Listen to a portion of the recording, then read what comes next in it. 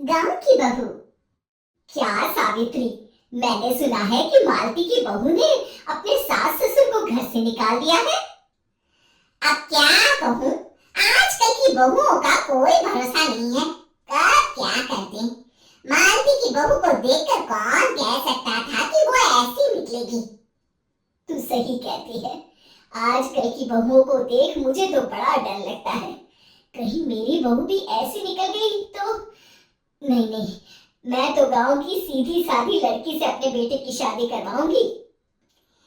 इस तरह एक दिन गायत्री अपने बेटे की शादी गांव में रहने वाली मीना नाम की लड़की से करवा देती है।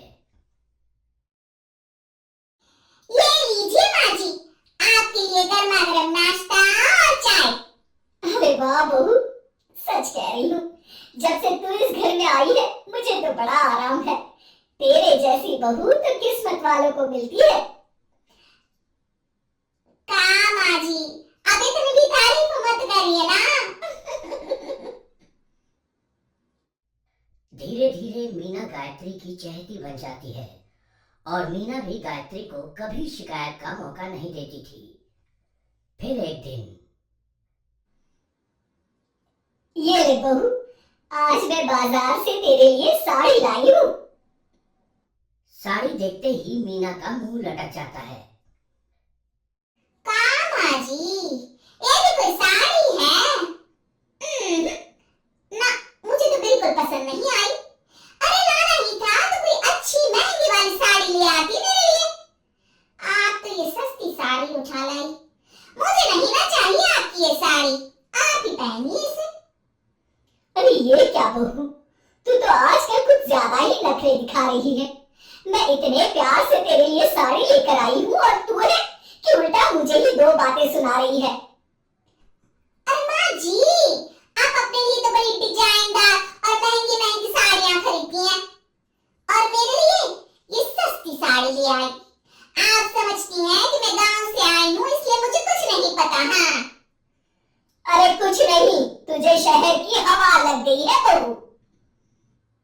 इस तरह दोनों सास बहू में रोज किसी न किसी बात पर लड़ाइयां शुरू हो जाती थी। एक दिन गायत्री अपनी कुछ सहेलियों को अपने घर चाय पर बुलाती है। अरे बहू, मेरी सहेलियों के लिए बढ़िया चाय नाश्ता तो बना दे। अरे माँ जी, अभी ना मेरे पास बिल्कुल भी समय नहीं है। मुझे ब्यूटी पार्लर जाना है। चाय नाश्ता आप ही बना लीजिए। हाँ, तू कब से ब्यूटी पार्लर जाने लगी है? शहर आए 2 दिन नहीं हुए और देखो महारानी के नखरे शुरू हो गए। बस भी करिए माँ जी, आपसे बहस करने के लिए मेरे पास ना बिल्कुल टाइम नहीं है। आपका काम है, आप समझती हैं कि मैं गांव से आई हूँ तो मुझे कुछ नहीं आता और आप जो रोज रोज मुझसे मेहमान नवाजी करवाती रहती हैं नौकरानी की तरह। मीना के कमरे में जाते ही, अरे ये क्या गायत्री, तू तो अपनी बहू की बड़ी तारीफ कर रही थी, लेकिन ये तो तुझे कुछ समझती ही नहीं। भाई मुझे तो लग रहा था कि तेरी बहू गांव की है तो सीधी सादी होगी, लेकिन इसने तो शहरी बहुओं को भी मात कर दिया। हाँ। अपनी सहेलियों के सामने अपनी बेइज्जती होते देख गायत्री आग बबूला हो जाती है। अरे क्या शहर और क्या गांव, मेरी तो किस्मत ही फूटी थी जो मैं इसे बहू बना के ले आई। भगवान जाने आगे और क्या क्या करेगी। अब तो मुझे कुछ ठीक नहीं लगता। तू जरा संभल के रहना, कहीं मालती की तरह तेरा भी हाल बेहाल ना हो जाए। अच्छा, अब हम चलते हैं। अपनी सहेली की बातें सुनकर गायत्री थोड़ी घबरा जाती है।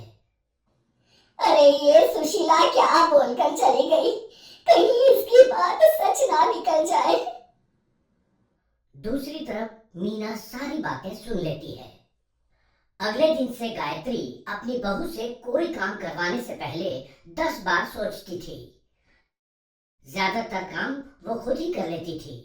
अचानक अपनी सास में आए इस बदलाव को देख मीना, लाइए ना माँ जी, मैं कर देती हूँ ना काम। एक बात पूछूं माँ जी? आजकल ना आप बड़ी चुप चुप सी रहती हैं और अब मुझसे झगड़ना तो दूर, मुझसे खुल के बात तक नहीं करती आप। कुछ नहीं बहू, वैसे ही। मीना अपनी सास की मंशा भाप जाती है और मुस्कुराते हुए कहती है, अरे माँ जी, चिंता मत करिए, मैं आपको घर से नहीं ना निकालने वाली। ये डर आप अपने मन से निकाल दीजिए। अरे छोटे मोटे झगड़े तो हर घर में होते रहते हैं, चाहे कुछ भी हो जाए, आप मेरी सासू माँ हो। मैं तो जिंदगी भर आपकी सेवा करूंगी माँ जी। अपनी बहू की बातें सुन गायत्री को एक प्रकार का संतोष होता है और उसकी सारी चिंताएं दूर हो जाती हैं। गायत्री अपनी बहू को गले लगा लेती है। मुझे माफ कर दे बहू, मैं तुझे गलत समझ बैठी थी। कोई बात नहीं माँ जी, ये ना घर